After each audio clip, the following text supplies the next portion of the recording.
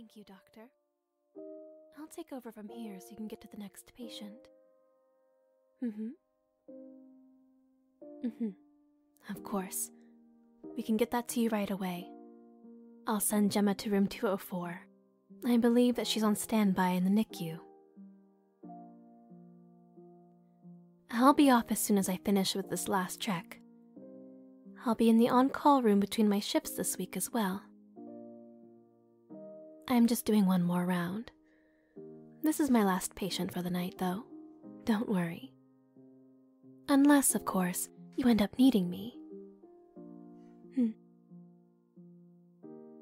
Thank you. Have a nice night yourself.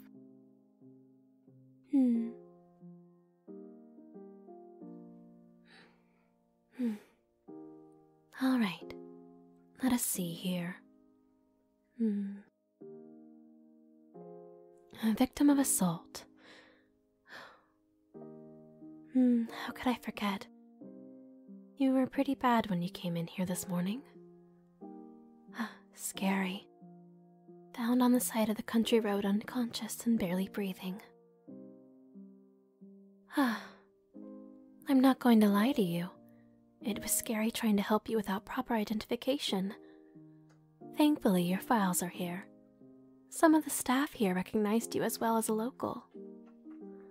Still, you don't have any contacts that we could find in your files, and unfortunately, in your current state, you can't speak to us. You know, people say that there is no point in speaking to a sleeping patient, but I disagree with them, wholeheartedly. I am a firm believer that people in comas can still hear and experience the world around them, even if they may not remember those moments when they wake. Even now, I hope speaking to you in this way is comforting to you, and that I can somehow put you at ease, if even for a moment. I feel that if I were in your position, I'd be a little scared and really, really lonely. Thankfully, I can say that you're stable and you are going to be just fine in our care. For as long as that may be. You just need some rest. Really, you are in the best care here, so take comfort in that. If you can.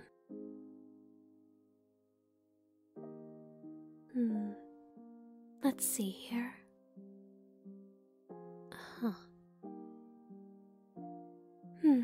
All your charts are looking good. Your scans look good as well. Nothing strikes me as abnormal. I am sure that's nice to hear. All we can do is wait for you to finally come to. And in the meantime, try to contact relatives. I hope I can be some form of comfort in the darkness. Usually we would have family or friends stop in by now, or at least staying by that person's side for the first night. I can't help but feel a bit sad.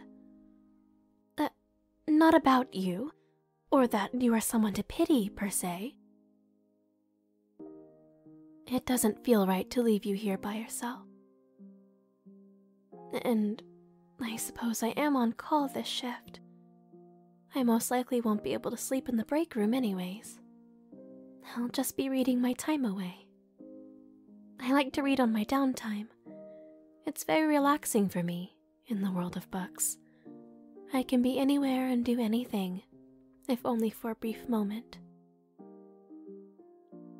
I wonder if you like them as well. Oh, I can sit beside you and read aloud for you. That is, until someone you know is contacted and finally makes it to your side instead. Your heart rate seems so calm. So I'm going to go ahead and do it. You can chastise me later if you can remember when you wake. Besides, it will keep me from being lonely as well. Things that come to pass in a place like this can haunt a person. Events and emotions can stick around for, well, I suppose it's nothing to start on about. You are going to be just fine, I promise. I don't know what genre of story you prefer, but I'm sure anything will do for now. Let's see. Not this. Pass on this one too. Here we go. This looks interesting. All right. It's a ghost story of sorts, Mexican roots. It's short, but I think that sounds interesting enough.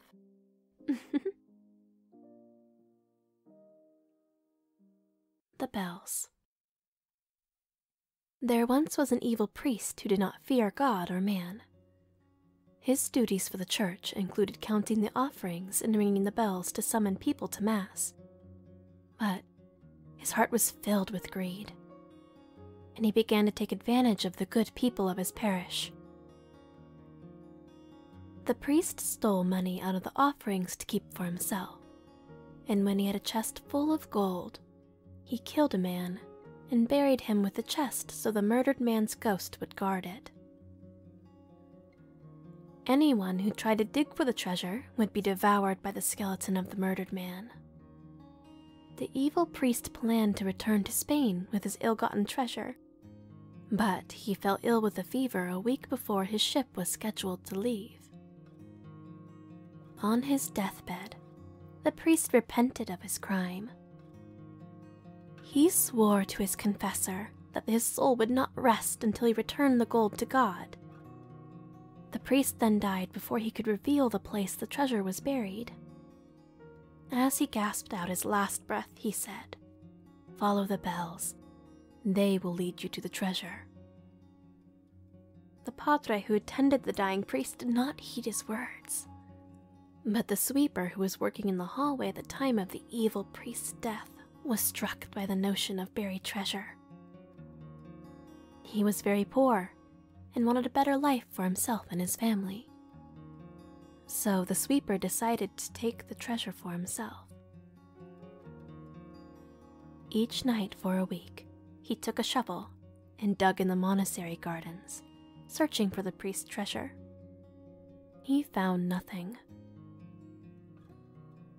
One night, the sweeper was awakened from his dreams by the sound of the parish bells ringing out loudly in the darkness. He leapt to his feet, fearing some emergency, and then realized that his wife and children had not stirred in their beds. Remembering the evil priest's last words, the sweeper felt sure that the mysterious ringing of the bells was for his ears alone, to lead him to the treasure. Taking his shovel, the sweeper followed the sound of church bells up and into the hills. He was gasping for breath as he reached for the source of the sound. He was on a wide ledge overlooking the valley. 2 trees guarded the spot, and it was beside these trees that the glowing, ghostly church bells hovered. Taking his shovel, the poor sweeper dug a deep hole among the roots of the trees. After several moments, his shovel hit something hard. Eagerly, he swept away the dirt from the object and found a small chest. He hauled it out of the ditch with trembling hands, placed it on a rock, and broke the lock with the edge of his shovel. When he opened it, piles of yellow gold met his dazzled eyes. He gathered up handfuls of coins, reveling in the weight of so much money. The coins were cool to his touch, and he felt the smoothness of the metal as he rubbed the coins between his fingers. And that was when he had heard the moaning. Looking up, the sweeper saw the skeleton of the murdered man whom the evil priest had buried with the treasure. It was rising out of the pit under the trees, eye sockets glowing with blue flames. "Mine," the skeleton intoned, stretching its bony arms out towards the sweeper. "Mine." The sweeper screamed in terror and leapt away from the box of treasure, dropping the coins that he held in his hands. He ran down the hill as fast as he could go, the skeleton in hot pursuit. Behind him, the bells began to ring again as he fled for his life from the ledge. The sweeper kept running long after the sounds of pursuit ceased, and he did not stop until he reached his home. It was only then that he realized he had left his shovel back with the buried treasure on top of the hill. It was an expensive shovel, and he could not afford to lose it. Waiting until daylight, the sweeper went reluctantly back up into the hills to retrieve it. When he reached the ledge, there was no sign of the skeleton, the chest of money, or the hole he had dug the night before. He found his shovel at the top of the tree whose first branches began nearly 20 feet above his head. The skeleton must have placed it there after it chased him down the hill, he decided grimly, knowing that there was no way he could retrieve it. Turning sadly away, the sweeper's eye was caught by a gleam in the bushes where he had placed the treasure chest the night before. Carefully, keeping his eye on the place where the skeleton lay buried, the sweeper felt around the rock until his hands closed on 2 gold coins that the ghost had missed. Casually, he put the coins in his pocket and hurried from the ledge. When he got home, the sweeper put the coins into a sock and hid it under the floorboard for safekeeping. The sweeper never went back to the ledge to retrieve the evil priest's buried treasure, though sometimes he was still awakened by the mysterious sound of bells. He knew it would take someone more pious than himself to banish the ghost of the murdered man and reclaim the money for God. But he did use the gold coins to send his eldest son to school, and with the leftover change, he bought himself a new shovel.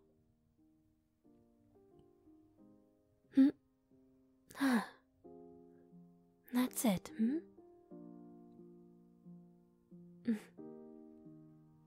Letting that sink in, I think I like it. The dangers of greed, I tell you. Though the thought of that skeleton chasing me through the cemetery is just horrifying. I have some new nightmare fodder, it seems. The visuals were nice as well. Simple, but tells you exactly what you need to know to get the story across.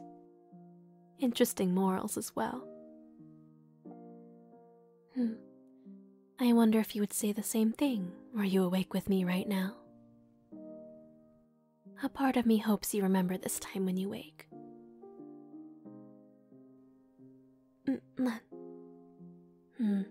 As I thought, tonight is a bit too busy for me to get a real break. That's alright, though. I'd rather help people while I'm here, you know? Back to work for me. I hope I could bring you some comfort. I'll come back later to check up on you. Good night for now.